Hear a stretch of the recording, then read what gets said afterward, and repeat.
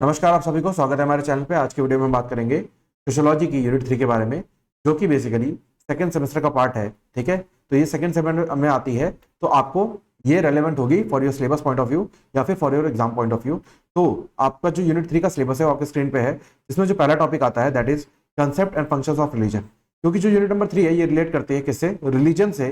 तो इसमें जो पहली चीज आती है वो आती है concept and functions of religion. क्या कंसेप्ट है रिलीजन का, उसके फंक्शंस क्या है। Religion as social institution and as part of social organisation. तो बेसिकली ये सेकंड टॉपिक है आपका। उसके थर्ड टॉपिक आता है concept of profane sacred ritual rites deep passage. ठीक है, ये आपका थर्ड टॉपिक है। उसी के साथ नेक्स्ट टॉपिक आपका आ जाता है context of religious pluralism and secularism, communalism and fundamentalism. ठीक है, तो बेसिकली ये इसके टॉपिक्स हैं, जो कि बहुत ज्यादा लेंदी तो नहीं है, बट हम इसको एक एक चीज को डिटेल में करेंगे और साथ ही साथ नोट्स के साथ डिस्कस करते जाएंगे। तो उसमें जो पहला टॉपिक आता है वो आता है आपका concept and functions of religion. तो अगर मैं इसकी बात करूं तो सबसे पहले इसमें समझना है कि रिलीजन का क्या कंसेप्ट है, उसके क्या फंक्शंस हैं और वो क्या रोल प्ले करता है इन अ सोसाइटी। तो कंसेप्ट ऑफ रिलीजन समझते हैं। Religion is a complex and universal social institution that involves beliefs, practices, rituals and symbols related to sacred और डिवाइन। तो बेसिकली क्या है, रिलीजन क्या है, कॉम्प्लेक्स और यूनिवर्सल सोशल इंस्टीट्यूशन है। मतलब क्या है, यूनिवर्सल मतलब हर जगह पे लगने वाला, और सोशल इंस्टीट्यूशन मतलब सोसाइटी में अप्लाई करने वाला।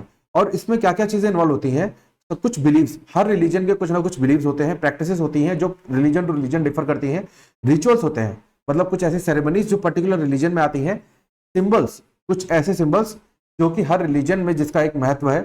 उसके बाद जो सिंबल्स होते हैं वो रिलेट करते हैं किससे, या जो प्रैक्टिसेस, जो रिचुअल्स होते हैं, जो बिलीफ होते हैं वो किससे रिलेट होते हैं, सेक्रेड और डिवाइन वैल्यू से। मतलब जो कि बहुत ज्यादा रिलीजियस एस्पेक्ट होता है, मतलब बहुत ज्यादा प्योर जिसको माना जाता है, तो उस चीज से रिलेट करते हैं। तो जो अगर हम डेफिनेशंस बाय स्कॉलर देखें, जो रिलीजन की डेफिनेशन स्कॉलर्स ने दी है, तो सबसे पहले डरकहाइम की डेफिनेशन है that is religion is a unified system of beliefs and practice relative to sacred things which unite into one single moral community called church। तो बेसिकली ये फॉरेन के स्कॉलर हैं, तो इन्होंने चर्च को या फिर क्रिश्चियन रिलीजन को डिफाइन करा, और इन्होंने क्या बोला, ये यूनिफाइड सिस्टम ऑफ बिलीफ है, मतलब ये कई सारे लोगों को यूनिफाइड करता है, मतलब एक कर देता है। And practices relative to sacred things, जो कि बहुत ही प्योर और जो कि हमारे लिए बहुत ही वैल्यूएबल चीजें होती हैं, जिसके साथ हम कॉम्प्रोमाइज नहीं कर सकते, which unite into one single moral community called church. तो बेसिकली ये मॉरल कम्युनिटी को यूनाइट कर देती है, और जिसको हम बोलते हैं क्या, चर्च। ठीक है, एंड देन मैक्स वेबर की डेफिनेशन क्या है वो देखते हैं। Religion is a set of beliefs oriented towards supernatural power that influences human conduct. तो बेसिकली इन्होंने जो रिलीजन को क्या करा, सुपरनैचुरल पावर मतलब चमत्कार या फिर श्राप से लिंक कर दिया, कि अगर आप कुछ रिलीजियस एक्टिविटी करोगे तो कुछ चमत्कार हो सकता है, कुछ आपको सुपरनैचुरली हेल्प हो सकती है, या फिर कुछ श्राप जैसे भूत प्रेत वगैरह, उन सब चीजों से लिंक कर दिया। और क्या करा कि सुपरनैचुरल है, जिसके डर से या फिर जिसके बेनिफिट्स के लालच से वो क्या करेगा, ह्यूमन कंडक्ट को इन्फ्लुएंस करेगा। क्लिफोर्ड, इसकी डेफिनेशन क्या है, religion is a system of symbols which acts to establish powerful, persuasive and long lasting moods and motivation in people. तो बेसिकली रिलीजन क्या है, इन्होंने क्या बोला कि रिलीजन जो है वो सिंबल है, मतलब सिस्टम है सिंबल्स का, ताकि वो क्या करता है, establishment of powerful, persuasive and long lasting moods. तो बेसिकली पावरफुल मतलब एक, अगर आपका कुछ रिलीजियस बिलीफ है तो आप उस बिलीफ पे पावरफुली उस चीज को मानते होगे, परसुएसिव रहोगे, और साथ में लॉन्ग लास्टिंग रहेगा, मतलब जब तक आप रिलीजियस बिलीफ को मानते रहोगे तब तक आप उन प्रिंसिपल्स को भी मानते रहोगे। और मोटिवेशनल होता है कि अगर मान लो किसी रिलीजन में अल्कोहल इज नॉट अलाउड, तो वो मोटिवेशन की तरह काम करता है। प्लस अगर कोई रिलीजियस फॉलो कर रहा है, तो अगर रिलीजियस प्रिंसिपल्स को फॉलो करेगा तो वो हमेशा हमें बैड हैबिट से दूर लेके जाते हैं, तो जिसकी वजह से वो मोटिवेशनल होता है। देन उसके बाद बात करते हैं एलिमेंट्स ऑफ रिलीजन क्या है। पहली चीज बिलीफ, मतलब कुछ मान्यताएं। तो जो मान्यता है उसको रिलीजन से जोड़ा गया है, या फिर अगर मैं कहूं तो कुछ रिलीजन की अपनी मान्यताएं होती हैं, जैसे भगवान, कॉस्मोलॉजी का मतलब क्या है, ब्रह्मांड। और दूसरी चीज जैसे आफ्टर लाइफ, मतलब डेथ के बाद जो जीवन है, जिसको हम आत्मा की लाइफ बोलते हैं, तो वो सारी चीजें आ जाती हैं इन हिंदुइज्म। उसके बाद साथ साथ जो बिलीव है वो क्या है, कर्म में बिलीव करना, रीबर्थ में बिलीव करना, मतलब पुनर्जन्म, या फिर कर्मों में बिलीव करना कि जैसा आप कर्म करोगे वैसा ही फल आपको मिलेगा। तो ये क्या है, बिलीफ है that is related to a particular religion. उसके बाद नेक्स्ट आता है आपका रिचुअल्स, मतलब कुछ प्रैक्टिसेस हैं, जो रिचुअल्स मतलब हर रिलीजन के कुछ प्रैक्टिसेस होती हैं जिनको हम रिचुअल्स बोलते हैं, जैसे प्रेयर्स, प्रार्थना करना, व्रत करना, फेस्टिवल्स मनाना, तो ये क्या है, रिचुअल्स है। ठीक है, then sacred versus profane. Sacred मतलब क्या होता है, होली या फिर स्पेशल, जैसे बाइबल, क्या है, होली बुक है, और जो स्पेशल है दैट इज गंगा नदी जो है वो क्या है, स्पेशल है, मतलब सेक्रेड है, ठीक है। प्रोफेन मतलब ordinary and non religious things. तो बेसिकली जो रिलीजियस चीजें होती हैं उसको हम सेक्रेड मानते हैं, और जो नॉर्मल चीजें होती हैं जो कि रिलीजन से रिलेट नहीं करती उसको हम क्या मानते हैं, प्रोफेन मानते हैं। Then moral codes. Moral codes क्या है, ethical guidelines derived from religious text. तो बेसिकली क्या है, मॉरल कोड्स मतलब ऐसे कोड्स जो कि रिलीजियस टेक्स्ट से डिराइव हुए हैं, जैसे 10 कमांडमेंट्स इन क्रिश्चियनिटी, धर्म इन हिंदुइज्म। तो बेसिकली क्या है, ये मॉरल कोड्स है जो हमें बताता है कि किस तरीके से हमारी मॉरलिटी को होना चाहिए with respect to particular society, ठीक है। उसके बाद नेक्स्ट टॉपिक आता है आपका कम्युनिटी, जैसे रिलीजन क्रिएट्स कलेक्टिव आइडेंटिटी। तो बेसिकली आज की डेट में जो हम बात करते हैं हिंदू मुस्लिम की, तो बेसिकली क्या है, ये कम्युनल डिफिनेशन है कि अगर कोई पर्सन हिंदू प्रैक्टिसेस को फॉलो कर रहा है तो that is a Hindu person, अगर कोई मुस्लिम रिलीजन को फॉलो कर रहा है तो that is a Muslim person. तो ये क्या है, कम्युनिटी का क्रिएशन है, ठीक है। देन फंक्शंस ऑफ रिलीजन, क्या है फंक्शंस, सोशल कोहेजन, मतलब एक तरीके से लोगों को जोड़ के रखता है। जैसे एग्जांपल क्या है, पिलग्रिमेज लाइक कुंभ मेला, हज, तो क्या है, ये यूनिटी को मेंटेन करके रखता है, मतलब लोगों को एकजुट बना के रखता है। सोशल कंट्रोल, रिलीजन क्या करता है, मॉरल लॉ प्रोवाइड करता है जिससे बिहेवियर रेगुलेट होता है। तो बेसिकली जो रिलीजियस है, हमारा जो रिलीजियस प्रैक्टिस है वो हमें कुछ सेट ऑफ मॉरल प्रिंसिपल्स देती है जिसके बेसिस पे उस पर्टिकुलर रिलीजन को फॉलो करने वाला बंदा काम करता है। तो अब वो जो सेट ऑफ प्रिंसिपल्स है वो हमारे लिए मॉरल लॉज की तरह काम करते हैं कि अगर हमें भविष्य में कोई भी काम करना होगा तो हम वो मॉरलिटी को ध्यान में रखते हुए, जिस भी रिलीजन को हम मानते हैं उसको ध्यान में रखते हुए अपने बिहेवियर को रेगुलेट करेंगे, उसके हिसाब से काम करेंगे। Then meaning and purpose of life देता है, जिसमें जो लोग हैं उनको पता लगता है कि लाइफ एग्जैक्टली क्या है, डेथ एग्जैक्टली क्या है, सफरिंग क्या है, डेस्टिनी क्या है। तो बेसिकली ये सारी चीजें उन्हें समझ में आती है। जैसे अगर मैं हिंदुइज्म की बात करूं तो भगवत गीता जो है वो फिलोसफिकल गाइडेंस देती है। अगर आपको कोई प्रॉब्लम आ रही है तो कहा जाता है कि भगवत गीता में आपको हर प्रॉब्लम का सोल्यूशन मिल जाएगा, ठीक है। तो बेसिकली इससे क्या होता है, हमें अंडरस्टैंडिंग ऑफ लाइफ मिलती है, डेथ मिलती है, सफरिंग मिलती है, डेस्टिनी मिलती है। सिमिलरली हर रिलीजन के अंदर कुछ उनकी रिलीजियस या फिर कुछ उनकी मॉरल फिलोसफी वाली बुक्स होती है, जिसको होली बुक्स माना जाता है, वो रिलीजियस बुक्स होती हैं। वो क्या करती हैं, आपको समझ देती हैं कि जीवन क्या है, मृत्यु क्या है, ये सारी चीजों की आपको समझ देती है। देन इमोशनल सपोर्ट, जब आप इमोशनली ब्रेकडाउन होते हो तो आपको रिलीजियस सपोर्ट के थ्रू आपको साइकोलॉजिकल सपोर्ट मिल जाता है। अगर आप दुख में हो, फियर में हो या फेलियर में हो, अगर आप फेल हो जाओ या फिर आपके अंदर कोई डर हो या फिर कोई दुख हो, तो आपको रिलीजियस सपोर्ट आपको उस चीज से ओवरकम करने की हेल्प करता है। देन लेजिटिमाइजेशन ऑफ अथॉरिटी, तो बेसिकली क्या है, kings and political leaders have often used religion to justify rule. तो बेसिकली आज की डेट तक जो किंग्स और पॉलिटिकल लीडर्स हुए हैं, अगर किंग्स की मैं बात करूं, अगर वो हिंदू लीडर रहा है, अगर वो मुस्लिम लीडर रहा है, तो उसने अपने रिलीजन को फॉलो किया है ताकि वो जस्टिफाई कर सके उसके रूल को, मतलब उसके राज्य को जस्टिफाई कर सके according to their religious conduct.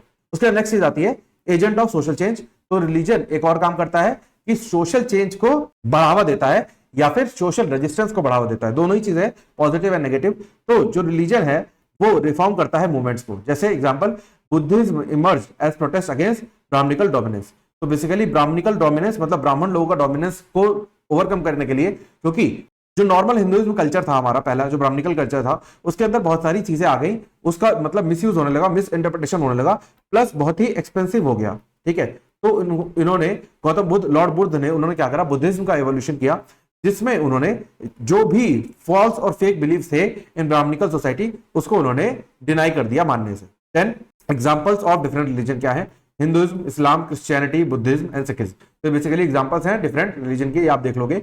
उसके नेक्स्ट आता है आपका क्रिटिसिज्म एंड चैलेंजेस। तो क्या क्रिटिसिज्म है, तो रिलीजन कभी कभार कोहेरेंस का काम करता है, मतलब लोगों को जोड़ने का, बट उसी टाइम पे जो डिफरेंट लोग रिलीजन के लोग हैं उनको बीच में कॉन्फ्लिक्ट करता है, उनके बीच में कॉन्फ्लिक्शन की तरह क्रिएट होता है, मतलब उनकी फिलॉसफीज अलग अलग होती है, तो वो एक दूसरे के साथ एग्री नहीं करते और एक दूसरे के साथ जुड़ नहीं पाते। प्लस डिस्क्रिमिनेशन करता है। तो बेसिकली क्या है, डिस्क्रिमिनेशन पॉइंट पे कभी कभार क्या है कि अगर कोई भी एक कंट्री है जो कि किसी एक पर्टिकुलर रिलीजन से डोमिनेटेड है, तो ऑब्वियस सी बात है वो डिस्क्रिमिनेशन करना शुरू कर सकती है on the basis of religion. जहां पे उसकी मेजॉरिटी ज्यादा है तो वो उस मेजॉरिटी के लिए लॉ बनाएगी as compare to minority. Then secularism and scientific temper challenge traditional religious authority. तो बेसिकली आज की डेट में जो सेक्युलरिज्म कल्चर आ गया है और साइंटिफिक टेम्पर आ गया है, मतलब साइंस की तरफ बढ़ रहे हैं, तो वो बेसिकली क्या है, ट्रेडिशनल रिलीजियस अथॉरिटी को चैलेंज करते हैं, मतलब उन अथॉरिटीज को नहीं मानते। अब उसके बाद ये क्या है, ये कंपैरेटिव टेबल है, जो कि अभी डेफिनेशन हम लोगों ने डिस्कस करी, उसी की कंपैरेटिव टेबल है, आप देख लोगे। उसके बाद नेक्स्ट हमारा टॉपिक आ जाता है, that is summary of their views. जो ये स्कॉलर्स थे उनकी समरी है। उसके नेक्स्ट ये कंक्लूजन आ जाता है। अब हम चलते हैं नेक्स्ट टॉपिक पे, that is religion as a social institution and as a part of social organisation. तो बेसिकली आपका नेक्स्ट टॉपिक है। अब इसमें जो मेन चीज आती है वो क्या है, religion as a social institution, मतलब जो सोसाइटी का इंस्टीट्यूशन है वो क्या है, मेनली रिलीजन में डिवाइडेड है सोसाइटी। अब religion qualifies as a social institution because first it organize belief and practices around sacred और डिवाइन। तो बेसिकली रिलीजन का काम क्या है, ये ऑर्गेनाइज करता है, मतलब जो स्ट्रक्चराइजेशन ऑफ बिलीफ्स एंड प्रैक्टिसेस करता है, जो कि सेक्रेड मतलब बहुत प्योर और डिवाइन मतलब भगवान से रिलेट करने वाली, ठीक है। Then it establishes norms and values. तो बेसिकली क्या है, ये नॉर्म्स मतलब रिलीजियस नॉर्म्स होते हैं पर्टिकुलर रिलीजन के, हर रिलीजन के कुछ ना कुछ नॉर्म्स होंगे, प्लस हर रिलीजन में सिखाई हुई कुछ वैल्यूज होंगी, और जिससे क्या है बिहेवियर एक पर्सन का चेंज होता है। मतलब अगर किसी रिलीजन में बहुत ज्यादा क्रूएलिटी सिखाई जाए और किसी रिलीजन में बहुत ज्यादा पीसफुल नेचर सिखाया जाए, तो ऑब्वियस सी बात है उस रिलीजन को फॉलो करने वाला जो कि एक प्रोटेक्टर रहा है, जो एक रिलीजन किसी का प्रोटेक्टर रहा है, तो उसमें क्रूएलिटी अगर आ रही है तो उस केस में वो पर्सन का बिहेवियर कैसा हो जाएगा, थोड़ा सा एंगर वाला हो जाएगा, एंगर इश्यूज का वो शिकार हो जाएगा। प्लस जिसमें पीसफुलनेस सिखाई जा रही है उसमें वो पर्सन एंटी एंगरस हो जाएगा, मतलब वहां पे उसको एंगर बिल्कुल जीरो के बराबर हो जाएगा। Then it has structured roles, priest, devotees and prophets. तो बेसिकली क्या है, स्ट्रक्चर्ड रोल है, मतलब प्रीस्ट जो कि हर रिलीजन के क्या है, एक गुरु होते हैं, हर रिलीजन के जो प्रिंसिपल्स हैं उनको बताने वाले, उनको समझाने वाले गुरु होते हैं। And then it contributes to social stability and collective identity. तो बेसिकली ये कंट्रीब्यूट करता है किसपे, सोशल स्टेबिलिटी पे, ताकि सोसाइटी स्टेबल रहे, प्लस कलेक्टिव आइडेंटिटी, ताकि कुछ जो ग्रुप्स डिवाइडेड हैं वो कलेक्टिवली एक साथ किसी ना किसी पॉइंट पे तो रहें, ठीक है। देन आते हैं फीचर्स, जो स्ट्रक्चर्ड रिचुअल्स होते हैं, एग्जांपल प्रेयर, फास्टिंग, वर्शिप। तो बेसिकली क्या है, ये स्ट्रक्चर्ड रिचुअल्स है, मतलब स्ट्रक्चराइजेशन हो चुका है इनका। रिलीजियस अथॉरिटी मतलब प्रीस्ट, गुरुज, इमाम्स। तो बेसिकली ये रिलीजियस अथॉरिटीज हैं कि अगर मान लो कोई भी पर्सन कोई भी रिलीजियस एस्पेक्ट जानना चाहता है तो वो सबसे पहले प्रीस्ट, गुरु या इमाम्स के पास जाता है, एज पर हिज रिलीजन, जो भी उनका गुरु होगा उसके पास जाता है।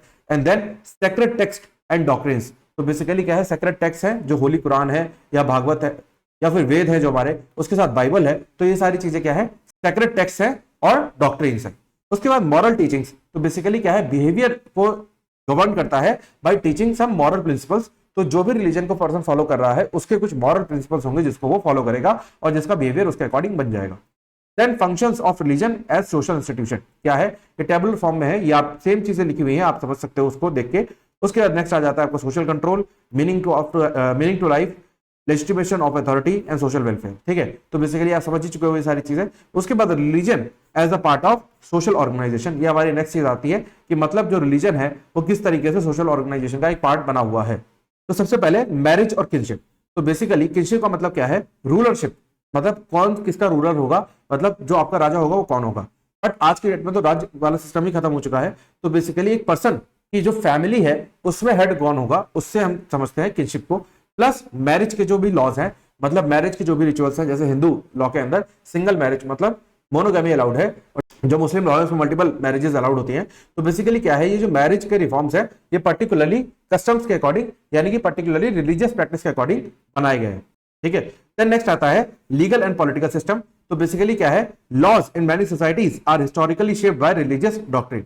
तो बेसिकली जो लॉ का फॉर्मेशन हुआ है हमारे इंडिया की, अगर मैं पर्टिकुलरली बात करूं तो उसका जो फॉर्मेशन का सोर्स रहा है वो मेनली कस्टम रहा है, लेजिस्लेचर रहा है एंड जजेस रहे हैं, ठीक है। तो बेसिकली तीन चीजें रही हैं, कस्टम, लेजिस्लेचर एंड जजेस। तो जो सोर्सेज ऑफ लॉ है इंडिया में वो तीन तरीके से है, कस्टम, लेजिस्लेचर एंड जजेस।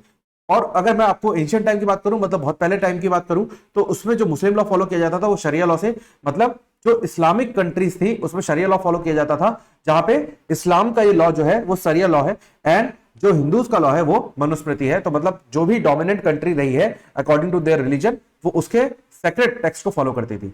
उसके बाद नेक्स्ट आता है आपका सोशल स्ट्रेटिफिकेशन, मतलब रिलीजन में justify social hierarchy.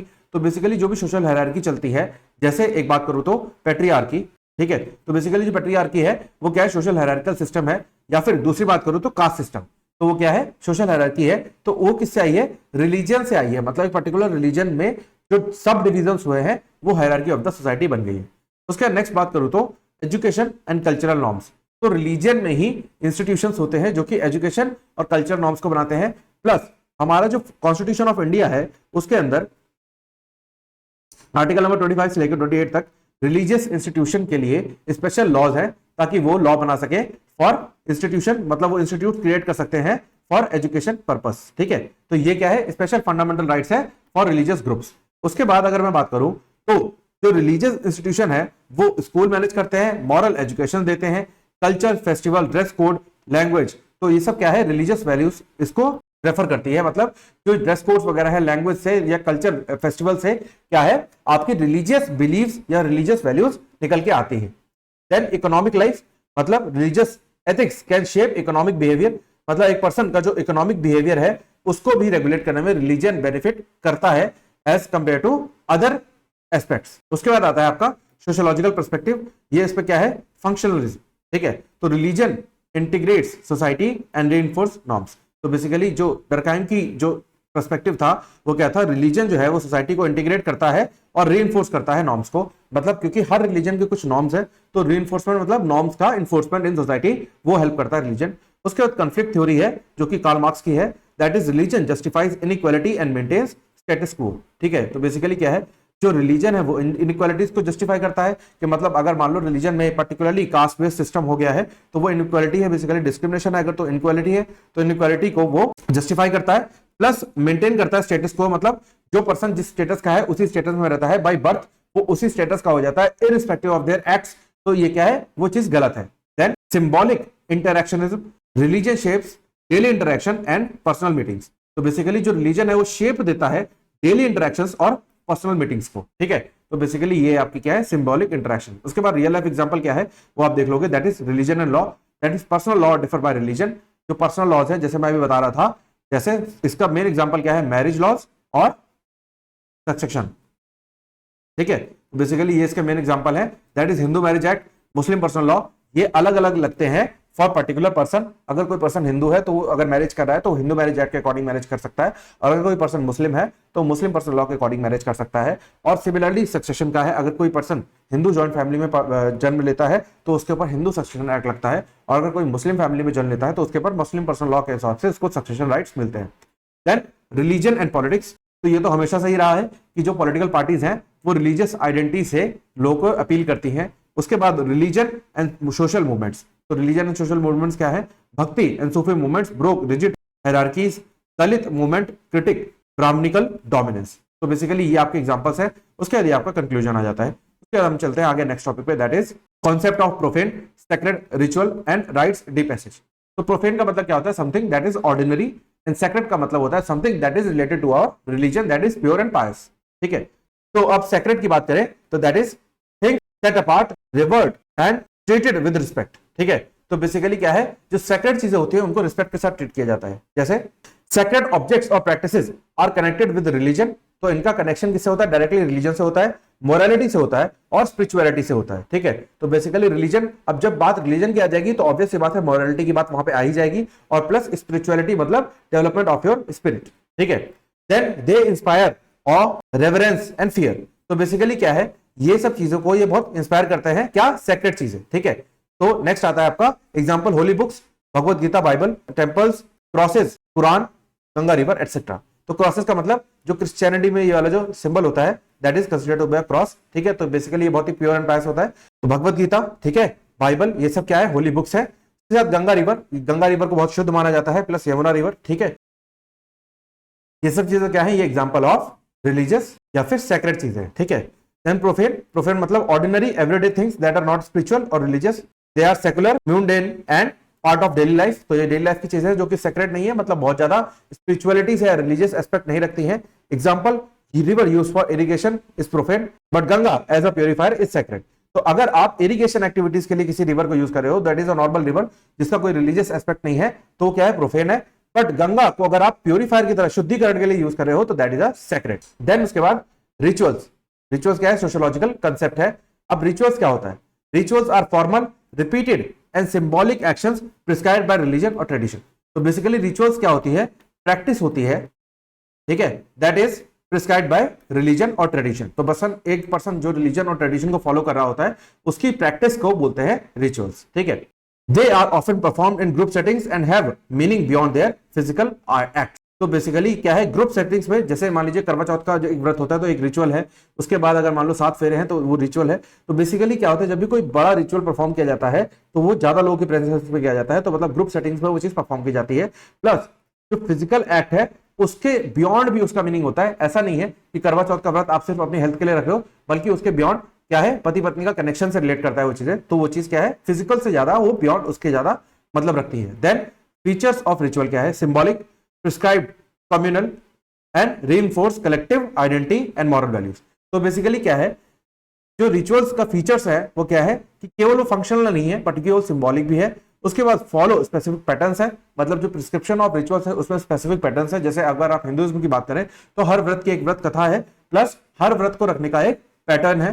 Then communal है, परफॉर्म विद अदर्स है, मतलब अकेले इंडिविजुअलिज्म नहीं है, यहाँ पे आपको कम्युनिटी के साथ परफॉर्म करना चाहिए। And then reinforce collective identity and moral values, तो कलेक्टिव आइडेंटिटी और मॉरल वैल्यूज को ये रीइंफोर्स करता है, ठीक है। देन नेक्स्ट आता है कि आपके एग्जांपल्स हैं, example lighting lamps during Diwali, namaz and Catholic mass, sacrifice और offerings at temples. Rites free passage आपका नेक्स्ट चीज है। तो इसमें क्या है, ये बेसिकली राइट्स फ्री पैसेज क्या होता है, एक रिचुअल होता है जो कि ट्रांजिशन को रिप्रेजेंट करता है from one social status to another. जैसे बच्चा है वो पढ़ाई कर रहा है, अब वो पढ़ाई करने के बाद क्या गया, वो एडल्ट हो गया, अब वो मैरिज कर रहा है, तो सोशल स्टेटस में चेंज हो रहा है, ठीक है। तो बेसिकली ये इंट्रोड्यूस किसने किया था, आर्नोल्ड वैन गैरेप ने, and he was a French anthropologist, ठीक है। These rituals help individuals move smoothly from one stage of life to another while maintaining social order.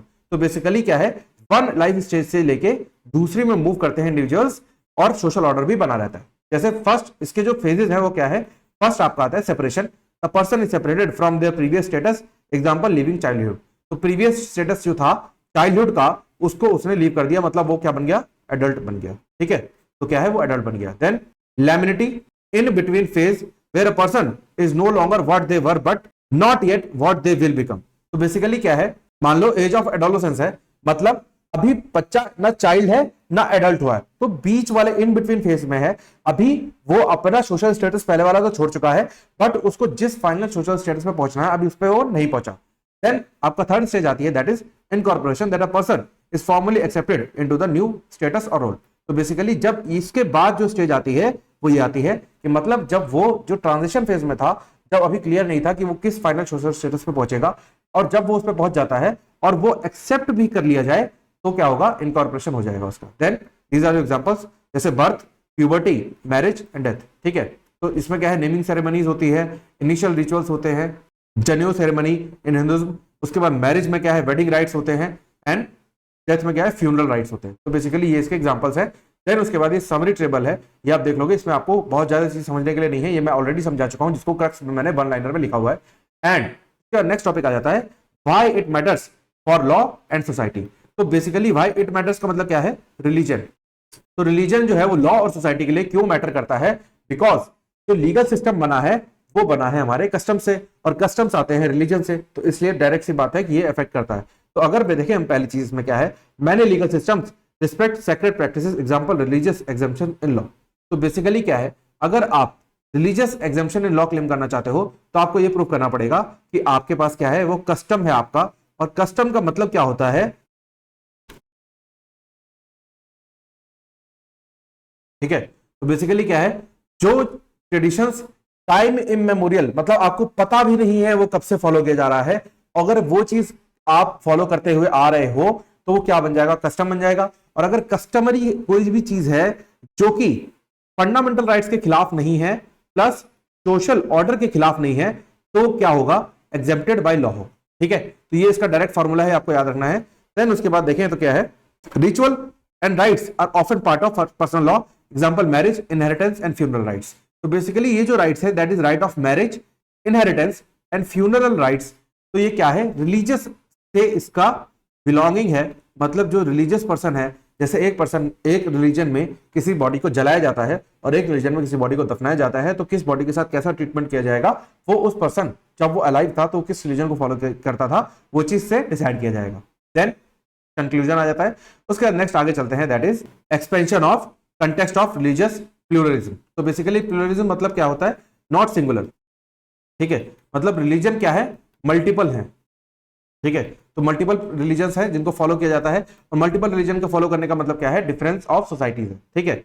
अब क्या है, व्हाट इज रिलीजियस प्लूरलिज्म, ये समझेंगे क्या है। It is a sociological and philosophical concept that multiple religions can coexist peacefully. मतलब कहीं ना कहीं ये बात कर रहा है किसकी, सेक्युलरिज्म की।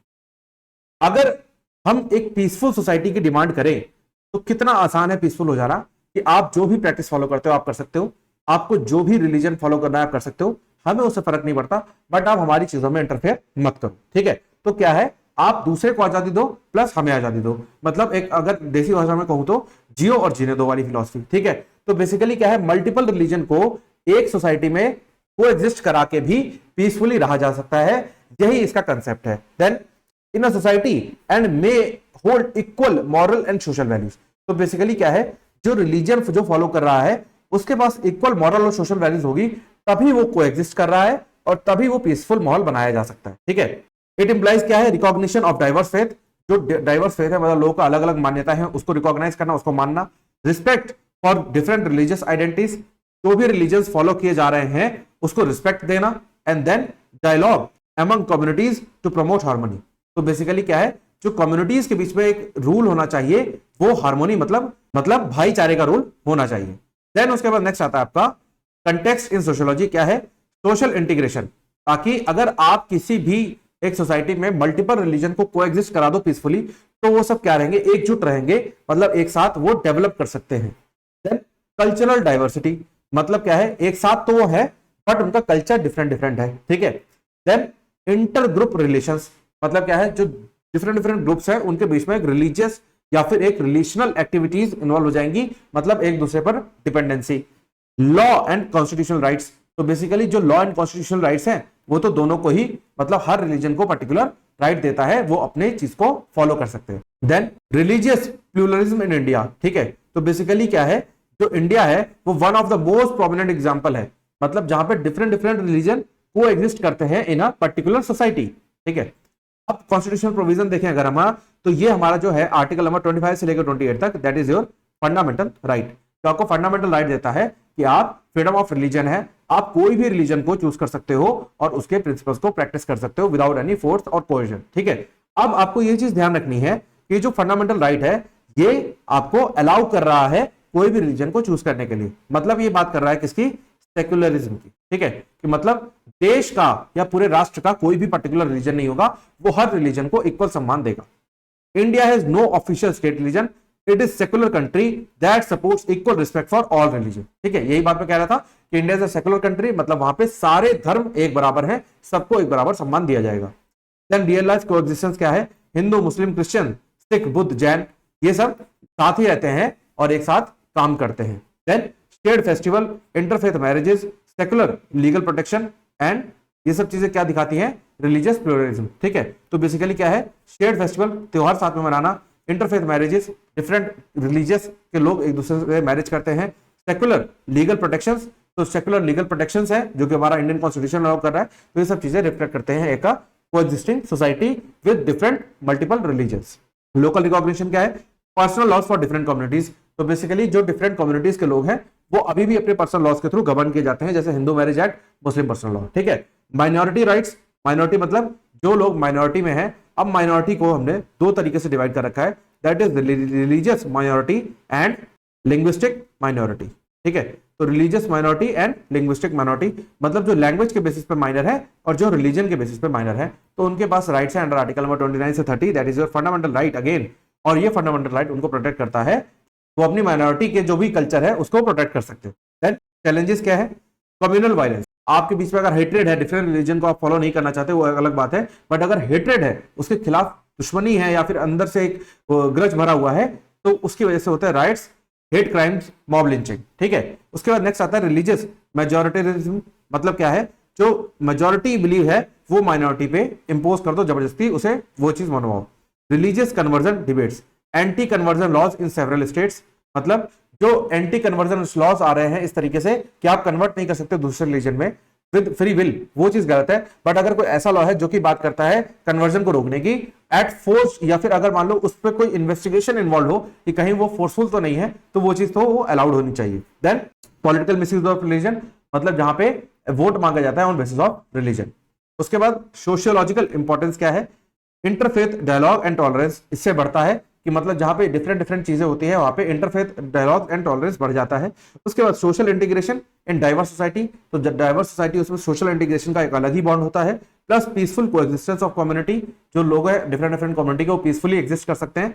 Help law maker create inclusive policies, तो जो लॉ मेकर्स हैं उनको भी हेल्प मिलती है ताकि वो पॉलिसीज हर रिलीजन को ध्यान में रखते हुए बना सके। देन उसके बाद दिस इज योर कंक्लूजन। उसके बाद आगे चलते हैं, that is secularism, communalism and fundamentalism. ठीक है, तो सेक्युलरिज्म हम समझ ही चुके हैं कि मतलब कोई भी धर्मनिरपेक्ष हो जाना, अगर मैं हिंदी में बताऊं तो बस बेसिकली क्या है कि पर्टिकुलर स्टेट का कोई रिलीजन नहीं होगा और जो भी पर्सन जो रिलीजन फॉलो कर रहा है हम उसकी विद ड्यू रिस्पेक्ट उसको इज्जत देंगे। ठीक है, separating religion from state and ensuring equal treatment of all religions. ठीक है, तो यही मैंने बताया। तो इंडियन कंटेक्स्ट में क्या है, इंडिया के पास कोई पर्टिकुलर स्टेट का रिलीजन नहीं है और वो क्या है पॉजिटिव सेक्युलरिज्म का एग्जांपल है जो फ्रीडम, इक्वलिटी एंड रिफॉर्म करने के लिए अलाउ करता है या फिर उसको इंश्योर करता है। कॉन्स्टिट्यूशनल प्रोविजन हम डिस्कस कर चुके हैं। इंडिया में भी बात जो प्रियम्बल है, जो इंडियन कॉन्स्टिट्यूशन का जो प्रियम्बल है उसमें बात हुई है किसकी, democratic, socialist, secular and Republic. ठीक है, तो ये जो सेकुलर आया है वो क्या बात करता है किसकी, आर्टिकल नंबर 25 से लेके 28 तक एंड देन 29 एंड 30। ठीक है, तो ये बात करता है सेकुलरिज्म की। अब दूसरी बात आती है आर्टिकल नंबर 14 जो कि इक्वालिटी की बात करता है कि आपके लिए लॉ एक बराबर है, सबके लिए समान आती है लॉ, बट उसमें कोई भी डिस्क्रिमिनेशन नहीं किया जा सकता। उसके बाद आ जाओ आर्टिकल नंबर 44 जो बात करता है यूनिफॉर्म सिविल कोड की, मतलब जो इंडिया का एम है, ये आर्टिकल 44 किसकी बात करता है, डीपीएसपी की, मतलब ये directive principles of state policy है जो कि इंडिया का एम है फाइनली उस एम तक पहुंचना। ठीक है, तो ये अभी एम अंडर प्रोसेस है और ये यूके में अप्लाई किया गया है। ठीक है, देन उसके बाद ये एग्जांपल्स हैं। उसके बाद आओ नेक्स्ट, दैट इज कम्युनलिज्म। ठीक है, तो communalism is a political ideology where particular religion और ethnic group is placed above interest of nation. तो बेसिकली कम्युनिस्ट सोसाइटी जो होती है उसमें पर्टिकुलर रिलीजियस ग्रुप जो है वो नेशन के भी इंटरेस्ट से ऊपर रखा जाता है and that is very wrong. ठीक है, तो इसका सोशियोलॉजिकल व्यू क्या है, ये हॉस्टिलिटी, डिवीजन एंड वायलेंस को प्रमोट करता है and sole basis of identity बना देता है religion, that is absolutely not correct. उसके बाद फॉर्म्स ऑफ कम्युनलिज्म क्या है, mild that is loyal to one community, moderate political mobilization on religious lines and extreme violence, hate, riots, demand for separate nation. ठीक है, तो basically 3 level पे form को divide किया हुआ है। दैट इज माइल्ड मतलब बहुत कम, जिसमें एक कम्युनिटी के लिए लॉयल्टी है, मॉडरेट मतलब थोड़ा सा मिड लेवल, और इसमें क्या है political mobilization of religious line है, मतलब पॉलिटिकल डिवीजन हो चुका है, और एक्सट्रीम में क्या आ जाता है, वायलेंस आ जाता है, दंगे वगैरह हो जाता है। उसके बाद डिमांड आ जाता है कि हमें अपना अलग देश चाहिए। ठीक है, तो दैट इज एक्सट्रीम कम्युनलिज्म। ठीक है, उसके बाद एग्जांपल्स क्या है ये आप देख लोगे। उसका लीगल कंट्रोल अगर हम देखें तो आईपीसी हमारा जो पहले लॉ लगता था उसमें ये सारे सेक्शंस थे जो कि प्रोहिबिट करते थे हेटेड स्पीच या फिर प्रमोटिंग एनिमिटी को। तो अगर कोई भी पर्सन हेटेड स्पीच या फिर एनिमिटी प्रमोट करता था तो उसको इन सेक्शंस पे पनिश किया जा सकता था अंडर आईपीसी।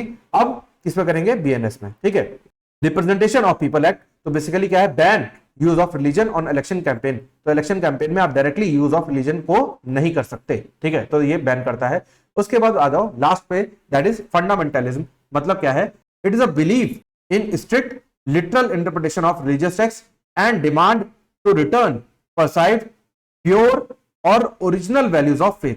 तो बेसिकली क्या है, ये लिटरल मीनिंग मतलब जो लिखा हुआ है, जो लिखा हुआ है उसको एज इट इज इंटरप्रेट करो, अपनी बुद्धि लगाने की जरूरत नहीं है, जो आजकल बहुत ही ज्यादा मिस इंटरप्रेट करके लोगों को भड़काते हैं, तो वो चीज अलाउड नहीं है अंडर फंडामेंटलिज्म। मतलब जो फंडामेंटली लिखा हुआ है रिलीजियस टेक्स्ट में उसी को बताओ, उसी को मानो। ठीक है, देन फीचर्स क्या है, एंटी मॉडर्न है एंड एंटी प्लूरिस्टिक है, मतलब एक ही चीज को फॉलो करता है, और एंटी मॉडर्न है, मतलब आज की डेट में जहां पे सेक्युलरिज्म की बात हो रही है वहां पे आप purely interpretation of religious basis पे नहीं चल सकते। उसके बाद reject secularism and liberal values, तो बेसिकली सेक्युलरिज्म को रिजेक्ट कर देता है ये। उसके बाद इनटॉलरेंस ऑफ अदर इंटरप्रिटेशंस और रिलीजन्स, तो बेसिकली जिस भी रिलीजन में फंडामेंटलिज्म लगा दिया जाता है उसमें इंटरप्रिटेशन का स्कोप 0 हो जाता है, प्लस जो अदर रिलीजन्स है उसका भी स्कोप ये 0 कर देते हैं, बिकॉज ये अपनी बात को ही मानते हैं। Example, Islamic fundamentalism, Christian fundamentalism and Hindu fundamentalism. ठीक है, तो ये है। उसके बाद सोशल इंपैक्ट देखते हैं क्या है, that is limits women's right, basically women के राइट को लिमिट कर देते हैं। Oppose scientific temper and legal reform, तो इसको अपोज करते हैं कि साइंस को नहीं मानते, प्लस लीगल रिफॉर्म्स को नहीं मानते, वो मानते हैं जो रिलीजन है, जो इंटरप्रिटेशन ऑफ रिलीजन है वही हमारे लिए लॉ है। उसके बाद fuels radicalization and social division, तो बेसिकली सोशल डिवीजन को ये एग्रीगेट कर देता है। Then this is comparative table, ये आप देख लोगे, ये मैं समझा ही चुका हूं, इसको वन लाइनर में लिखा हुआ है, अगर आप एग्जाम पॉइंट में ये टेबल बनाते हो तो आपके लिए बहुत बेनिफिशियल होने वाला है। And this is your conclusion. इसी के साथ हमारी ये यूनिट हो गई खत्म। अब हम मिलेंगे जल्द ही नेक्स्ट यूनिट में, और मुझे उम्मीद है आपको समझ में आ गया होगा। अगर कोई डाउट है तो आप कमेंट सेक्शन में पूछ सकते हो। Thank you for watching and stay tuned for further updates.